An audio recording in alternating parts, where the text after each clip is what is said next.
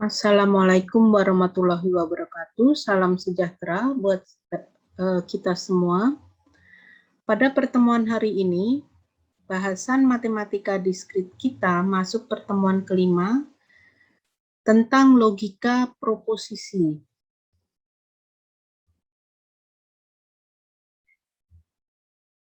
Pertama, kita akan membahas apa itu pernyataan. Logika proposisi berisi pernyataan-pernyataan tunggal atau majemuk. Pernyataan adalah kalimat deklarasi yang dinyatakan dengan huruf kecil. Pernyataan mempunyai sifat dasar yaitu benar atau salah, tetapi tidak keduanya. Jadi yang namanya pernyataan itu apakah dia bernilai salah atau bernilai benar.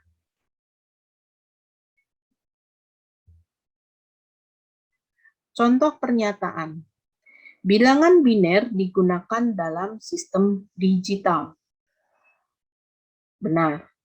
Sistem analog lebih akurat daripada sistem digital. Pentium 4 lebih bagus kinerjanya dan lebih mahal harganya daripada Pentium 3. Benar.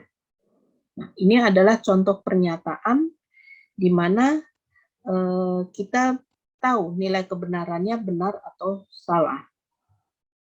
Kalimat yang tidak termasuk pernyataan itu kalimat perintah, kalimat pertanyaan, keheranan, harapan, walaupun, dan seterusnya.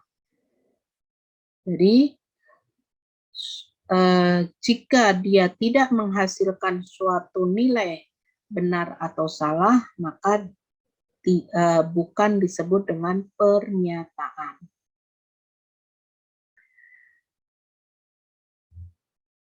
Kita masuk pada pernyataan majemuk. Yang pertama, negasi.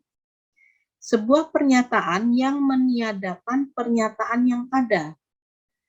Dapat dibentuk dengan menuliskan adalah salah bahwa atau dengan menyisipkan kata tidak atau bukan dan seterusnya. Notasinya tanda terhingga P atau P aksen. Contoh, P-nya keyboard merupakan output device. Maka negasi dari P atau ingkaran dari P adalah salah bahwa keyboard merupakan output device. Atau bisa dengan kata lain, keyboard bukan merupakan output device. Tabel kebenaran untuk negasi pernyataan, ya, tabel kebenarannya. Jika nilai P-nya plus, maka negasinya minus. Jika P-nya minus, maka negasinya plus. Atau jika P-nya benar, maka negasinya salah. Jika P-nya salah, maka negasinya benar. Atau true jadi false, false jadi true. Pernyataan yang berikutnya yaitu konjungsi. Kebenaran sebuah negasi adalah lawan dari kebenaran pernyataan. Oke. Ini tadi ya untuk negasi. Konjungsi, pernyataan gabungan dari dua pernyataan dengan kata hubung dan. Seperti halnya operasi himpunan. Ya. Jadi P dan Q bisa dituliskannya dengan seperti V terbalik atau langsung PQ atau P kali Q. Contoh konjungsi. P, sistem analog adalah suatu sistem di mana tanda fisik atau kuantitas dapat berbeda-beda secara terus-menerus melebihi jarak tertentu. Benar. Q-nya, sistem digital adalah suatu sistem di mana tanda fisik atau kuantitas hanya dapat mengasumsikan nilai yang berlainan. Benar. R-nya, sistem bilangan desimal adalah sistem bilangan yang digunakan dalam sistem digital. Salah. Maka kita bisa mencari P dan Q, nilai konjungsinya kita lihat benar dan benar, maka hasilnya benar. Q dan R benar dan salah, maka hasilnya salah. Untuk tabel kebenarannya, itu bisa dilihat di bagian paling kanan. Untuk konjungsi kiri, untuk disjungsi penjumlahan kanan. Apa itu disjungsi? Adalah pernyataan gabungan dari dua pernyataan dengan kata hubung atau. P seperti simbol V, Q, atau P plus Q. Kalau kombinasinya ada dua pernyataan, P, Q, maka tabel kebenarannya ini ada 4 kombinasi. Ya, 4 kombinasi dari mana? 2 pangkat 2. Ya, jadi 2 itu ada kemungkinannya, pangkat 2-nya itu jumlah variabelnya, P, Q-nya. Kalau ada 3 variabel, berarti tinggal tabelnya ada 2 pangkat 3, berarti Anda membuat 8 kombinasi. Dan seterusnya. Untuk memudahkan menghafal dari tabel kebenaran ini, Anda perhatikan kuncinya. Untuk konjungsi tadi perkalian, ya.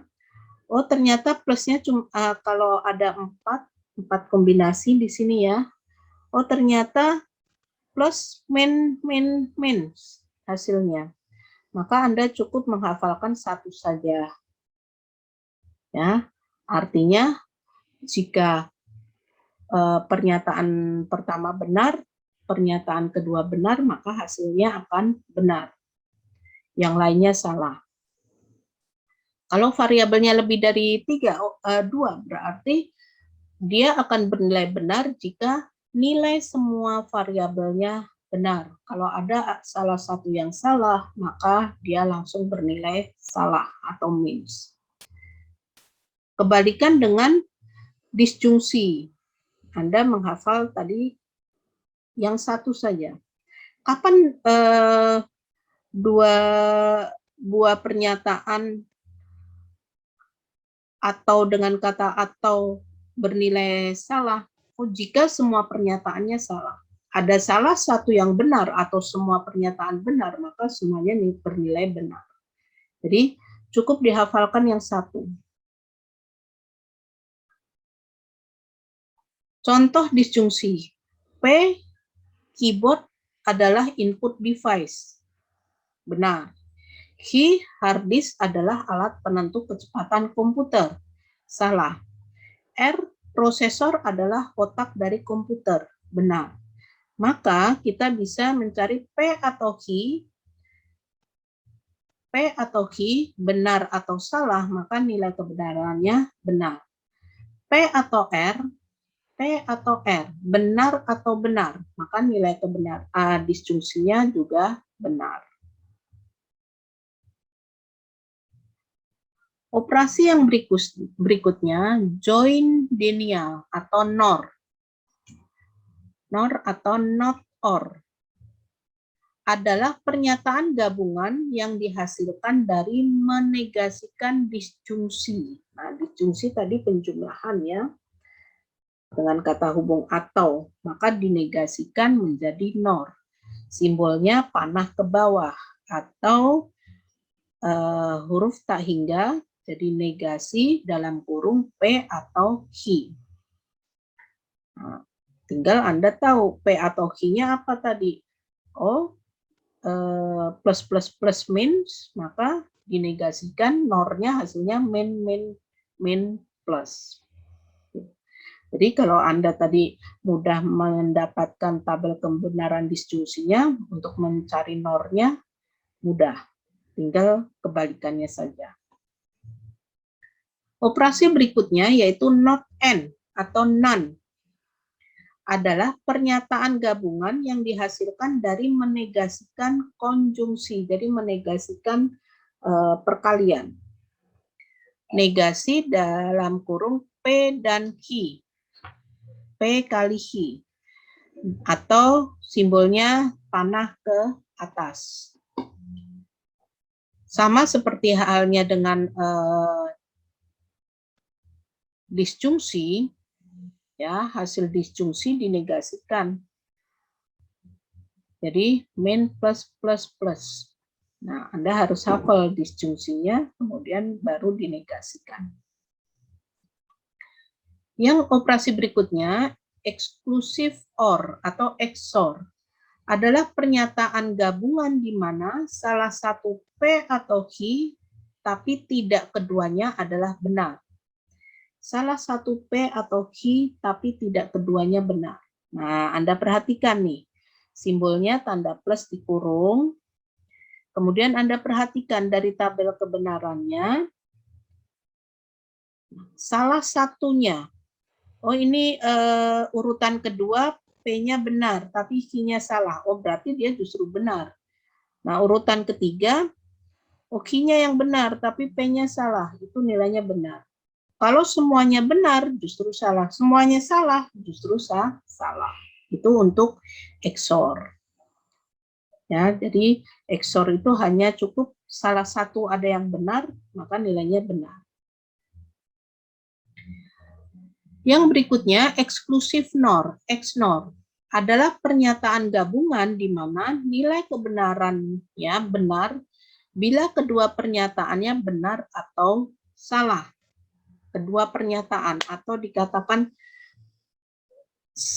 kalau lebih dari dua variabel, semua pernyataannya bernilai benar semua atau salah semua, maka dia nilai kebenarannya benar.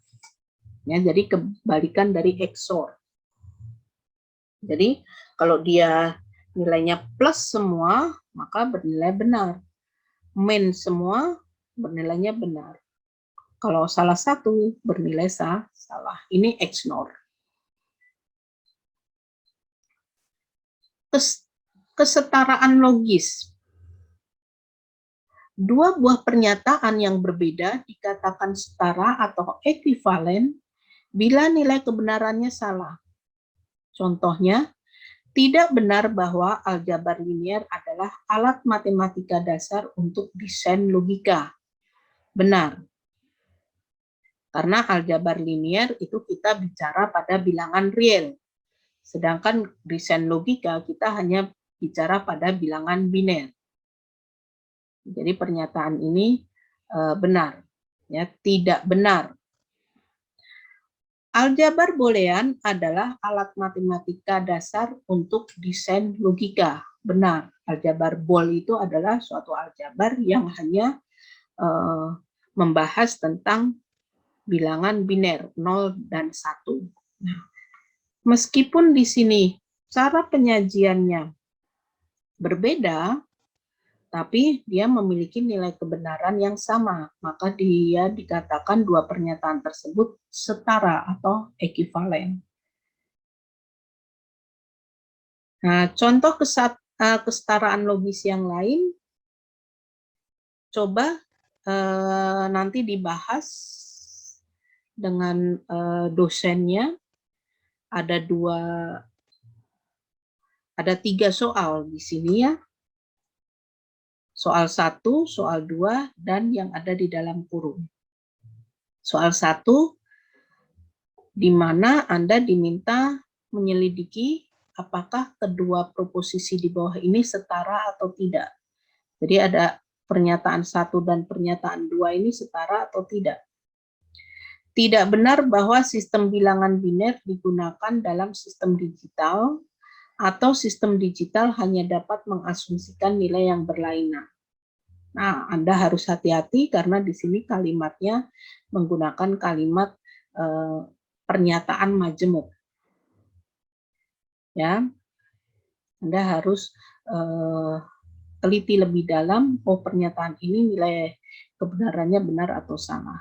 Nah, ini nanti silakan dibahas dengan dosennya. Atau bisa digunakan sebagai latihan atau tugas. Aljabar proposisi juga memiliki hukum-hukum aljabar yang dapat digunakan dalam proposisi, sama seperti halnya himpunan. Ada hukum idempoten, asosiatif, distributif, komutatif, identitas, involution, komplement, De Morgan. Hukum-hukum ini digunakan untuk apa sih? Sama. Fungsinya digunakan untuk membenarkan pada saat kita melakukan suatu pembuktian terhadap pernyataan proposisi. Jadi seperti halnya nomor 1, kita diminta untuk membuktikan P dan dalam kurung P atau Q, maka apakah hasilnya P setara dengan P? Nah, berdasarkan hukum-hukum yang dimiliki tadi, kita bisa melakukan pembuktiannya. Menggunakan hukum identitas, kemudian langkah keduanya distributif, hukum identitas sampai dengan terbukti. Dengan hukum-hukum itu menjamin bahwa langkah yang Anda gunakan itu benar. Nah, silahkan dicoba untuk melakukan pembuktian soal yang nomor 2. Nah, untuk selanjutnya, implikasi dan biimplikasi. Implikasi. Jika memakai MS Word, maka Windows adalah sistem operasinya. Artinya, MS Word tidak dapat digunakan tanpa Windows, tetapi Windows dapat digunakan tanpa MS Word. Nah, contoh pernyataan di atas disebut pernyataan bersyarat. Conditional statement. Notasinya, jika P maka Q panah ke kanan. Satu arah ke kanan. Tabel kebenarannya, maka Anda bisa menghafal seperti yang saya kasih triknya. Cukup dihafalkan yang satu saja. Kapan dia bernilai negatif? Oh, ternyata jika nilai variabel yang paling belakang atau paling akhir itu bernilai minus. Variabel depannya bernilai plus, variabel akhirnya minus, maka bernilai minus. Kalau minus semua justru plus. Kalau depannya minus, belakangnya plus, plus. Kalau semuanya benar atau plus, maka hasilnya plus. Ya. Nah, ini untuk implikasi. Nah, contohnya, misalkan pernyataan P-nya bernilai benar, Q-nya bernilai salah, R-nya bernilai benar. Nah, tentukan kebenaran dari proposisi berikut. Dalam kurung P atau jika P atau Q, maka negasi R. Ya, P-nya tadi benar, Q-nya salah. Benar atau salah, hasilnya benar. Oke, kemudian R-nya benar, dinegasikan jadi salah. Maka jika benar maka salah, hasilnya, nah bisa dilihat dari tabel kebenaran, oh ternyata hasilnya salah. Nah itu cara mengerjakan untuk operasi proposisinya. Variasi implikasi, jika implikasinya P maka Q, kita bisa mencari konversnya jika Q maka P. Inversnya, jika bukan P maka bukan Q. Kontrapositifnya, bukan Q maka bukan P. Jadi kalau implikasinya P maka Q, dia inverse-nya itu bukan P, maka bukan Q. Kalau converse-nya Q maka P, maka kontrapositifnya bukan Q, maka bukan P. Contohnya, tentukan converse, inverse, dan kontrapositif dari proposisi berikut. Jika MS Word aplikatifnya, maka Windows sistem operasinya. Nah, jika implikasinya seperti ini, silakan Anda coba cari converse, inverse, dan kontrapositifnya. Nah, jadi di sini implikasi itu akan setara dengan kontrapositifnya. Converse akan setara dengan inverse-nya. Ya. Nah, kenapa? Karena nilai kebenarannya itu sama. Proposisi yang saling kontrapositif itu memiliki nilai kebenaran yang sama.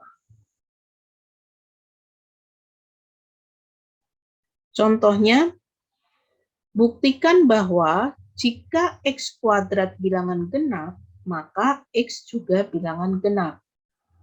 Jawab, kontrapositif dari implikasi di atas adalah jika X bukan bilangan genap, maka X kuadrat juga bukan bilangan genap. Nah, kita buktikan. Setiap bilangan bulat bukan genap adalah ganjil. Sehingga jika X ganjil, untuk menyatakan ganjil, X sama dengan 2K plus 1. Ingat kembali. Kalau X-nya kuadrat, maka 2K plus 1 dipangkatkan 2. Hasilnya 4K pangkat 2 ditambah 4K plus 1. Nah, di sini sama 4 untuk membawa ke dalam bentuk bilangan ganjilnya, kita keluarkan angka 2, sehingga dalam kurungnya 2K kuadrat ditambah 2K.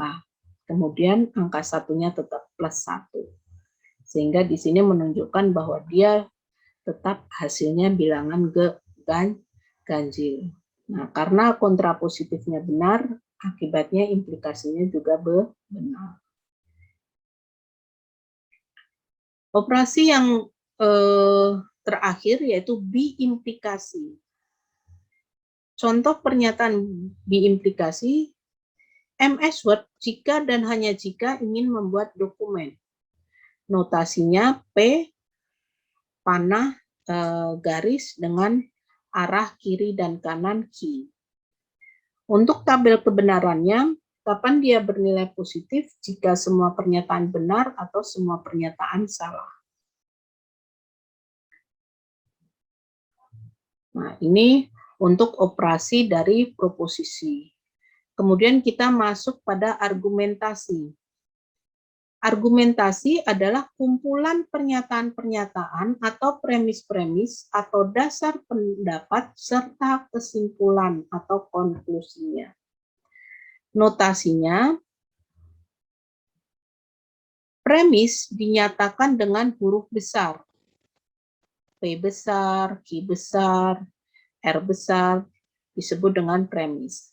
Kumpulan dari premis disebut dengan hipotesa. Dari hipotesa menghasilkan kesimpulan atau konklusi. Masing-masing premis terdiri dari pernyataan yang berisi dengan huruf-huruf kecil. Contoh argumentasi. Jika biner, maka desain logika. Jika desain logika, maka digital. Kesimpulannya, jika biner, maka digital. Kebenaran atau validitas argumen adalah nilai kebenaran argumen tergantung dari nilai kebenaran masing-masing premis dan kesimpulannya. Suatu argumen dikatakan benar bila masing-masing premisnya benar dan kesimpulannya juga benar. Nah, kita lihat ya, kita telaah lagi contoh tadi. Jika biner maka desain logika. Jika desain logika maka digital. Kesimpulannya, jika biner maka digital. Nah, di sini argumen tersebut dapat dituliskan jika P maka Q premis pertama, jika Q maka R premis kedua. Kesimpulannya, jika P maka R disebut konklusinya atau kesimpulan. Nah, perhatikan tabel kebenaran dari premis dan konklusi benar maka valid. Ya. Nah, di sini jika P maka Q, Q maka P, nah premis-premisnya bernilai benar, maka kesimpulannya juga benar. Tapi kalau premisnya ada yang salah, maka kesimpulannya juga salah tentunya. Ya. Jadi semua premis dan konklusi benar sehingga argumentasi di atas valid. Bentuk dasar penarikan kesimpulan itu ada banyak sekali. Ada conjunction, pernyataan premis pertama P, Q, kesimpulannya P dan Q. Ada addition, P, hasilnya P atau Q. Ada contraction dilemma, kemudian ada modus ponens, modus tollens, hypothetical syllogism, simplification, disjunctive syllogism, destructive dilemma, absorption. Nah, ini adalah bentuk-bentuk dasar menarik kesimpulan. Nah, contoh penarikan kesimpulan, misalkan premis pertama, jika hasilnya akurat, maka sistemnya digital. Premis kedua, jika sistemnya digital, maka menggunakan bilangan biner. Premis ketiga, hasilnya akurat. Yang ditanyakan, apa hasil kesimpulannya? Nah, kita bisa masukkan ke dalam rumus. Premis pertama, itu jika P maka Q. Kedua, jika Q maka R. Ketiga, P. Nah, maka kesimpulannya apa? Ya, jadi di sini premis 1 kedua itu bisa disimpulkan jika P maka R. Nah, jika P maka R dengan P hasilnya, nah kita lihat uraiannya. Langkah pertama kita menggunakan penarikan kesimpulan menggunakan hypothetical syllogism. Jika P maka Q, premis 1 dan premis 2-nya jika Q maka R, maka kesimpulannya jika P maka R. Nah, dari kesimpulan hypothetical syllogism, kita jadikan premis baru, kita gabung dengan premis yang ketiga tadi. Jika P maka R, dan premis ketiganya P, kesimpulannya apa? Nah, dengan modus ponens, maka hasil kesimpulannya adalah R. Nah, ini dikatakan valid. Jadi di sini premis 1, premis 2, premis 3, kemudian R itu hasil kesimpulannya. Demikian pembahasan pertemuan kelima matematika diskrit tentang proposisi. Jika ada pertanyaan, bisa didiskusikan dengan dosen mata kuliah masing-masing. Saya akhiri. Wassalamualaikum warahmatullahi wabarakatuh.